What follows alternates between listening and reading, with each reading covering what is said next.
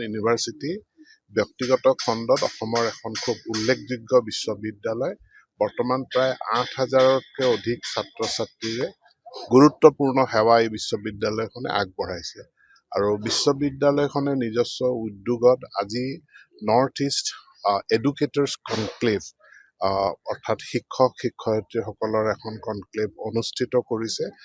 মূলতঃ যে পৰিৱৰ্তিত পৰিস্থিতিত এটাটো হ'ল গোটেই বিশ্বজুৰি হোৱা প্ৰযুক্তিগত পৰিৱৰ্তন, আনটো হ'ল আমাৰ NEP ইমপ্লিমেণ্টেশ্যন। এই পৰিপ্ৰেক্ষিতত এডুকেটৰসকলৰ ভূমিকা সম্পৰ্কে পৰ্যালোচনা কৰাৰ কাৰণে এই কনক্লেভৰ আয়োজন কৰিছে। ইয়াত কেৱল উত্তৰ পূৰ্বাঞ্চল নহয়, নেপালৰো বহু সংখ্যক শিক্ষকে অংশগ্ৰহণ কৰিছে।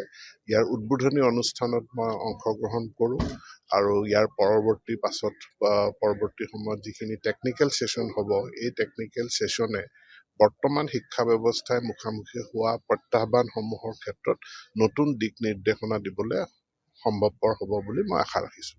পিছুৱাই দিছে, গতিকে আজি Assam state school education board তেওঁলোককে পৰীক্ষা অনুষ্ঠিত কৰাৰ দায়িত্ব দিয়া হৈছে। গতিকে 15 দিন পিছুৱাই এতিয়া 19 জানুৱাৰীত পৰীক্ষা অনুষ্ঠিত কৰাৰ কাৰণে সিদ্ধান্ত লৈছে বুলি মোক সভাপতি জনাইছে। গতিকে টেট, GT গ্ৰেজুৱেট টিচাৰ আৰু পষ্ট গ্ৰেজুৱেট টিচাৰৰ যিটো টেট কাম ৰিক্ৰুটমেণ্ট পৰীক্ষা, এইটো ইয়াৰ নতুন দিন হ'ল 19 জানুৱাৰী।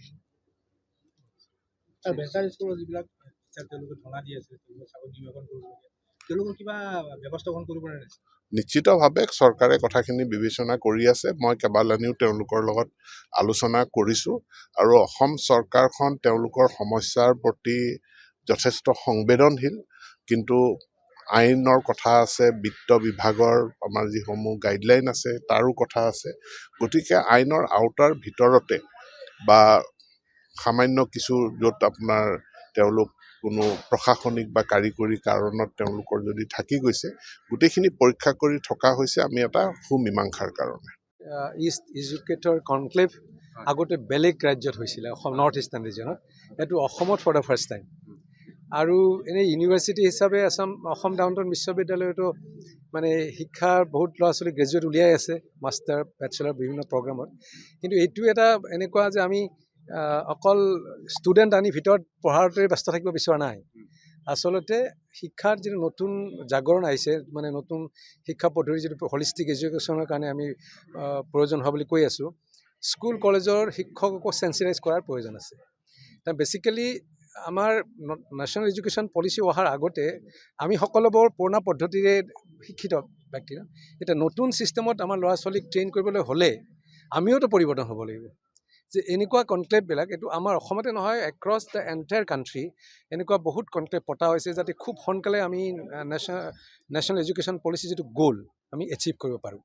আৰু ইয়াতে দুটা ছেশ্যন ৰখা হৈছে। এটা ছেশ্যনত আমি কৈছোঁ যে ইনেট স্কিল এডুকেশ্যন, প্ৰত্যেকটো শিশুৱে এটা বিশেষ প্ৰতিভা লৈ পৃথিৱীলৈ আহে, কিন্তু আমাৰ অতীতৰ শিক্ষা ব্যৱস্থাটো এনেকুৱা আছিল যে ক্লাছত ফাৰ্ষ্ট ছেকেণ্ড থাৰ্ড বা পজিশ্যন পোৱা ল'ৰাকেইটা কিবা হৈ গৈ, কিন্তু লাষ্ট বেঞ্চৰ ল'ৰাটো তাৰ গুণ বহুত আছে, কোৱালিটি বহুত আছে, কিন্তু তাক মানে হয়তো সি প্ৰথম হ'ব পৰা নাই, কিন্তু চিন্তা সি বহুত কৰে। সি মানে তাৰ এণ্ট্ৰিপ্ৰিনিয়েল এবিলিটি আছে, প্ৰকৃতিৰ কথা চিন্তা কৰি দেখাব, চৰাই চিৰিকটাৰ কথা ভাবি কম্পেশ্যন তাৰ বহুত বেছি। এই মানে গুণ, মানে প্ৰতিটো ব্যক্তিৰ নিজৰ যিখিনি গুণ আছে সেইখিনি আৰু কেনেকৈ বিকাশ কৰি তেওঁলোক পৃথিৱীত জীয়াই থকাৰ কাৰণে সামৰ্থ্যৱান কৰি তুলিব পাৰি। আচলতে শিক্ষাৰ মডাৰ্ণ নেশ্যনেল এডুকেশ্যন পলিচি যিটো পাইছে সেইটোৰ প্ৰকৃত লক্ষ্য। আৰু এনেকুৱা মানে আজিৰ এই কনক্লেভখনত আমি এটা প্ৰথম ডিছকাশ্যনৰ যিটো টপিক সেইটো হ'ল innate skill enhancement in education. So' সেইটোৱে এটা এপ্ৰ'চ। আমি ভাবোঁ ইয়াৰ দ্বাৰা নৰ্থ ইষ্টাৰ্ণ ৰিজন ষ্টেটছবিলাকৰ বহুত ছাত্ৰ ছাত্ৰী আহিছে, নেপালৰ পৰা শিক্ষক আহিছে, আমাৰ ভূটানো বহুত ষ্টুডেণ্ট আছে, তাৰ পৰাও বহুত শিক্ষক আহিছে। গতিকে আমি অকল নৰ্থ ইষ্টাৰ্ণ ৰিজনৰ ভিতৰতে নহয়, ইভিন মানে নেইবাৰিং কাণ্ট্ৰিৰ শিক্ষকসকললৈকে এটা বিশেষ কণ্ট্ৰিবিউট কৰিব পাৰিম বুলি ভাবিছোঁ। ধন্যবাদ।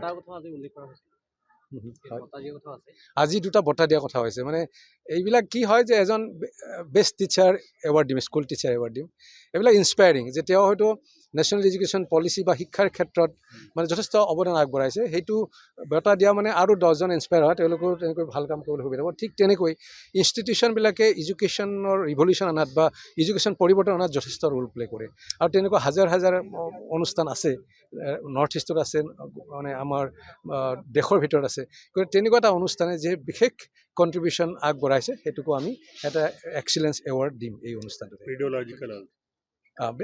the main reason for selecting this institution they take a very unique approach তেওঁলোকৰ গোটেই শিকোৱা পদ্ধতি এটা বেলেগ পদ্ধতি যিটো এটা নেকি ল'ৰা ছোৱালীয়ে ভালকৈ শিকে বা তাৰ পৰা পাছ কৰি ল'ৰা ছোৱালীয়ে স্কিল হয় আৰু চাকৰি পোৱাত সুবিধা হয় যিকোনো খবৰৰ বাবে যোগাযোগ কৰক 7099017330 লগতে 7099017110 নম্বৰত